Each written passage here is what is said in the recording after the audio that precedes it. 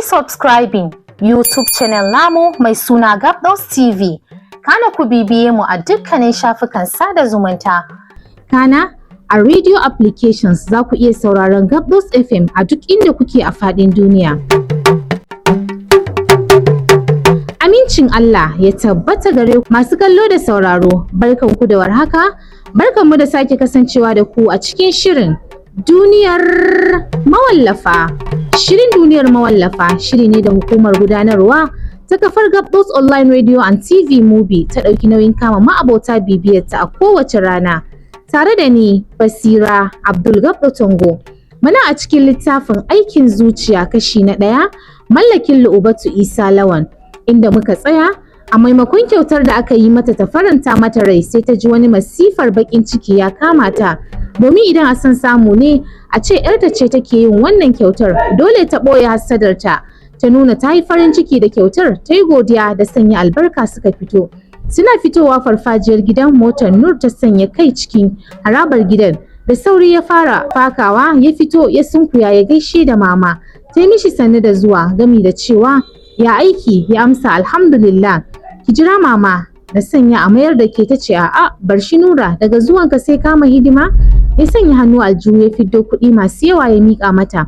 Hali ko tana tsaye tana gefe ɗaya sai faman yin fari da idanu take, ko da yake Naja bata lura da ita ba. Suna shiga cikin gida su Hali faɗa akan mama tana kuka wiwi. A ruɗe mama ta ɗago kanta ta ce ke lafiya? Me ke damunki? Ta sake rushewa da kuka. Mama ta yi mata magana a fusace. Wai na ce me ke damunki? Ba za ki faɗa min ba sai wani rusan kuka kike? Cikin muryar kuka ta ce mama, yanzu a ce kina gani zan rasa abin da nake so, amma ba za ki taimaka mini ba? Mama kina sane da yadda nake son yaya Nur. Ina matukar son sa. Nur bai kamace ya zauna da Naja ba, shi ba mijin Naja bane. Ni ce ya kamata na zama masa uwar 'ya'yansa. Mama wallahi zan iya komai domin na mallaki Nur. Rarrafowa ta yi ta riko kafar mamar tana kuka. Mama ki taimaka mini ki ceci rayuwata daga fadawa cikin wani mummunan yanayi. Hankalin mama a tashe ta ce haba Halimatu ki haƙuri mana, zan yi iya bakin ƙoƙarina domin na ga Nur ya zama mallakin ki ke kaɗai. Hali ta kalli mama ta saki wani murmushi. Da gaske mama za ki taimaka mini na mallaki Nur? Ta ce ƙwarai kuwa Halimatu, ke face kaɗai gare ni, me zai hana na ga na iya ƙoƙarina don in ganki kin samu farin cikin rayuwarki. Naja ta amshi briefcase ɗin da ke riƙe a hannun mijinta, ta dube shi tana murmushi. Sun isa cikin falon gidan, ya faɗa kan kujera ya zauna tare da dafe goshinsa ya ce wash duk na gaji. Naja ta matso kusa da shi tana share mishi gumi tare da yi masa sannu da zuwa. Cikin tausayawa take matsa mishi kafaɗar shi, ta kawo mishi ruwa ya sha, ya lumshe idanu. Najnur, wanka nake sanyi. Ai daman abin da ya kamata da kai kenan, yadda ka ɗebo wannan gajiyar. Da sauri ta nufi banɗaki da nufin ta shirya mishi ruwan wanka. Nur ya fito daga wanka sanye da jallabiya fara. Sun ci abinci yana zuba mata santi. Dan Naja ba dai iya girki ba.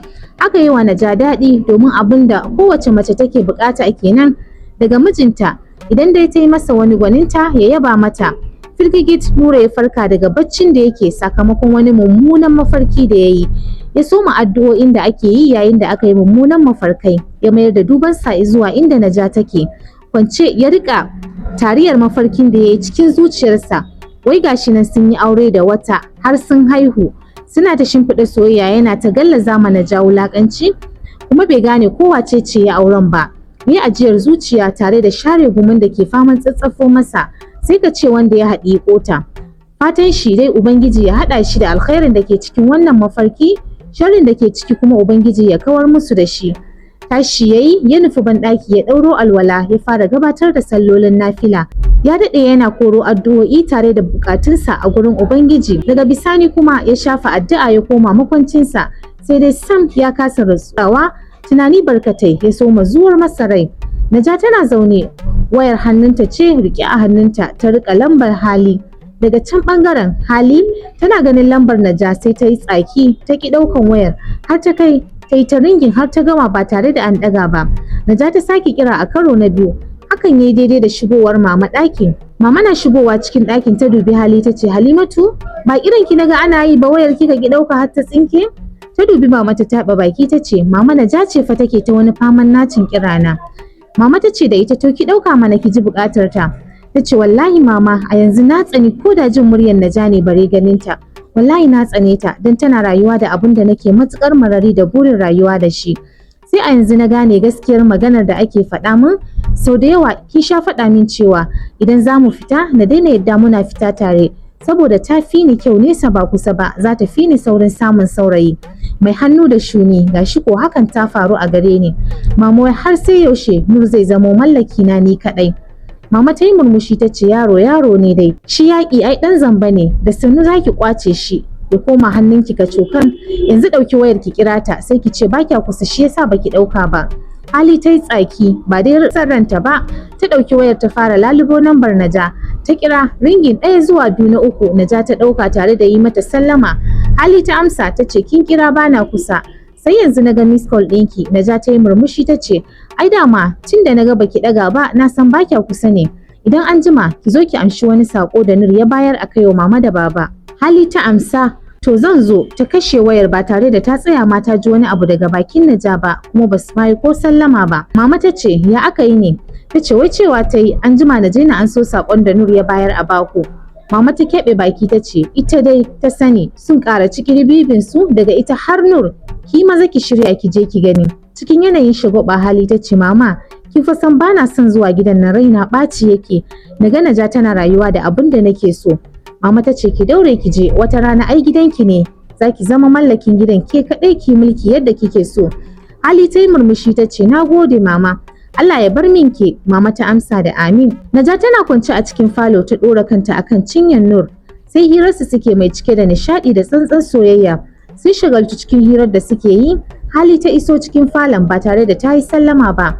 Yanayin da ta samu ma'auratan sun bala'in ɗaga mata hankali don ba su ma san ta shigo ba. Da sauri ta koma baya.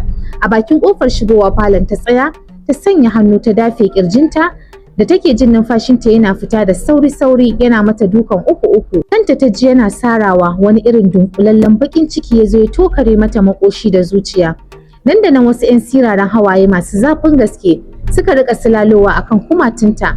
Ta daɗe cikin wannan mawuyacin hali. Daga bisani kuma ta samu daidaita kanta. Sannan ta kuma shiga tare da yin sallama. Naja ta ɗago kanta ta hango Hali da sauri ta tashi daga kan Nur tana amsa sallamar Hali. Ta zauna kan kujerar da ke fuskantar Nur tana wani kada idanu. Ta gaishe shi ya amsa tare da tambayar ya su mama. Ta ce duk suna lafiya kuma sun ce a gaishe ku. Nur ya miƙe ya dubi Naja ya ce ni zan je gidan Shamsu. Naja ta ɗan ɓata rai. Cikin wasa ta ce ba mu amince ba. Ya ɗan tako kaɗan zuwa gurin da take tsaye ya riƙo hannunta ya tsura mata idanunsa. Ya sha'afa da Hali tana cikin falon. Naja ta yi mishi nuni da Hali tana cikin falon. Da sauri ya ja da baya yana murmushi ya dubi gurin da Hali take zaune. Ya ce ki haƙuri Halimatu, na sha'afa da kina cikin falon. Kin sai 'yar uwar taki ce, muddin ina tare da ita ina shagaltuwa da komai na mance dukkan wata damuwa a duniya. Ita ce farin ciki na. Hali ta yi murmushin yaƙe wanda ya fi kuka ciwo. Nur ya juya ya bar cikin falon. Naja ta zauna kusa da Hali ta ce ki haƙuri, kin san halin Nur, shi bai damu da ya nuna tsananin san da yake min a gaban kowaye ba. Ki haƙuri 'yar uwata. Kawai ta ce wallahi 'yar uwa aikin dace da samun miji na gari wanda yake kula da haƙƙinki. Fatan mu ma ubangiji ya bamu kamar shi. Naja ta yi murmushi. Ki ce wanda ya fi sa mana, in ka tashi addu'a ai babba kake nema. Hali ta ce da ita ni kan da Allah ta shi ki ɗauko saƙon don sauri nake. Ta mai da dubanta ga agogon da ke kafa cikin falon. Ta ce kin ga lokaci yana ja yau, ina da zuwa cocktail party na Hindu. Kin san ni idan aka ce harka ta casu ce ba na sanya da zuwa wurin don shi ke ɗebe min kewa a wannan halin. Naja ta yi murmushi ta ce wai don Allah Hali har yanzu baki daina yawon zuwa party ba? Hali ta kaɗa kai ta ce to me za a fasa, mutuwa ko hisabi ko gina kabari? Ko ɗaya ba wanda za a fasa. Naja ta ce a'a babu abin da za a fasa, amma dai ita ɗiya mace ita ke nema wa kanta mutunci ta tsare darajarta da kimarta har wasu su faɗa. Ta zumburo baki ta ce ni dai da Allah ta shi ko saƙon gida zan tafi.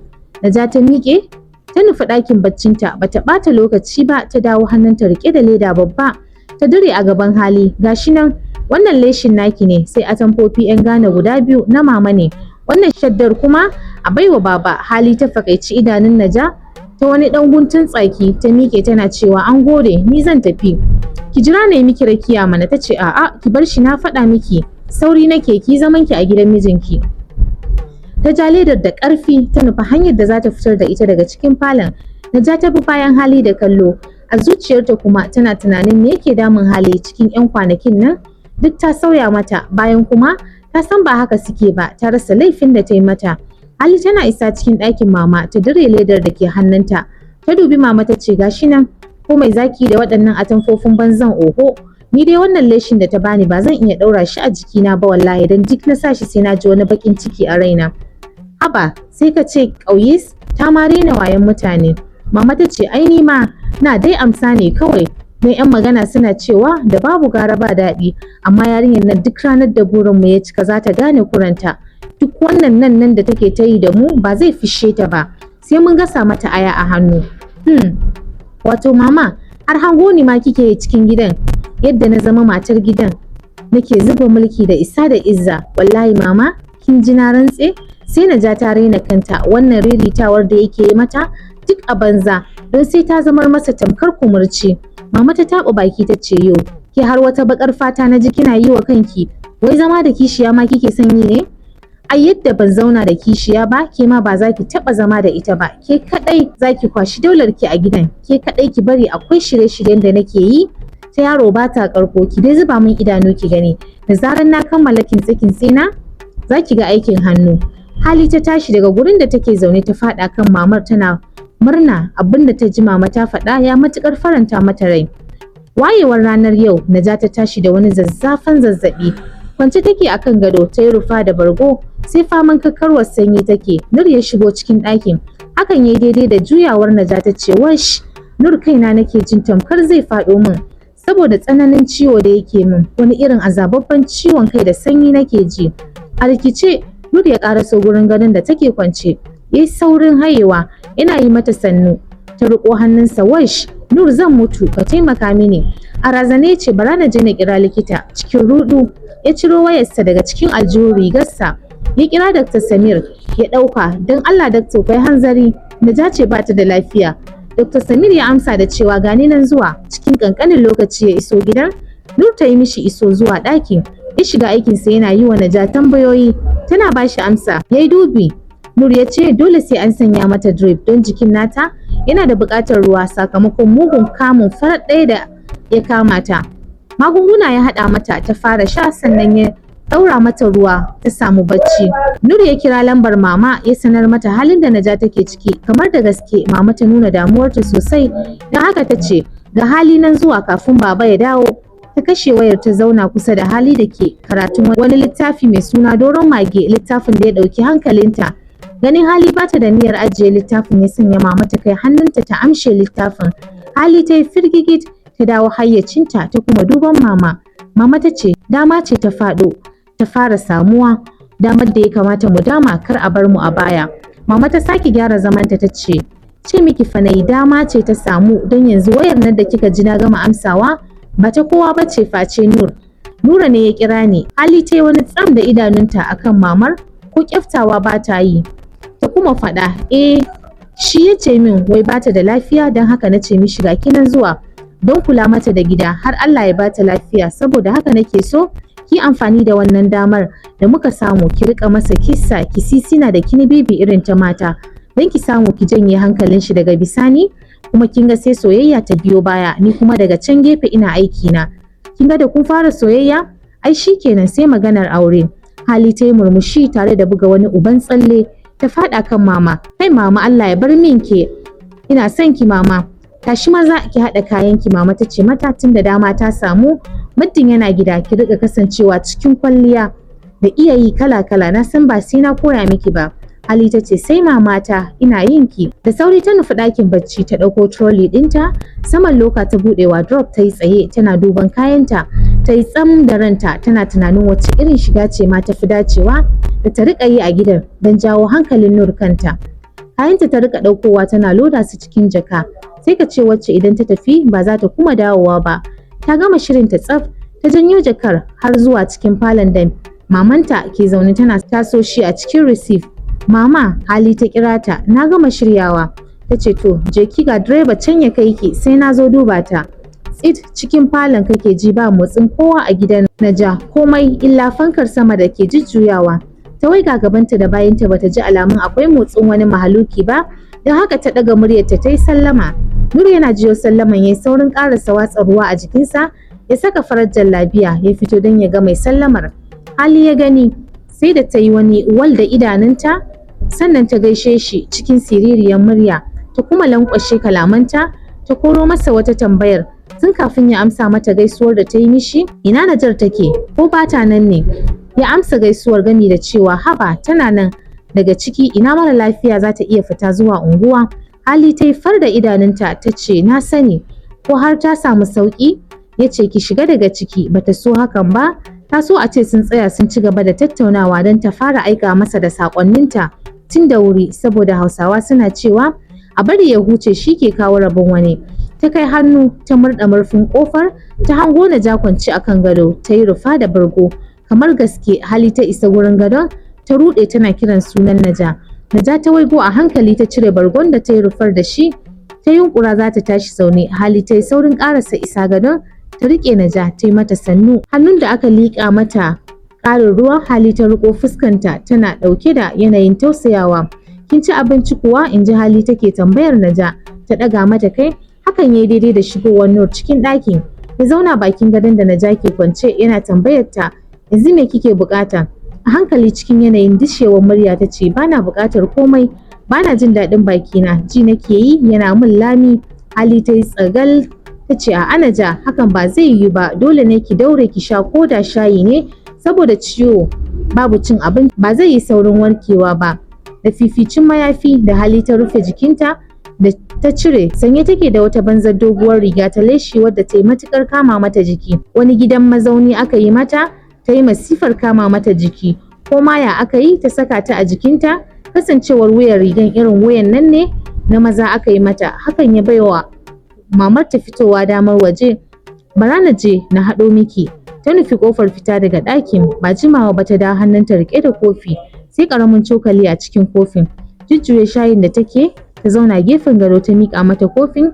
Ki sha ko yaya ne, ni bari na je kicin. Nurma me za a girka maka? Tunda naga ita gimbiyar taka ba za ta iya cin abinci ba, ta fi buƙatar abu mai ruwa-ruwa. Nur ya mai da duban shi ga Naja. Ya ce ko ai miki farfesun hanta? Ta yi magana a shagwaɓe. Na faɗa muku bana jin daɗin bakina, komai na ci sai na ji ɗaci tamkar zan yi amai.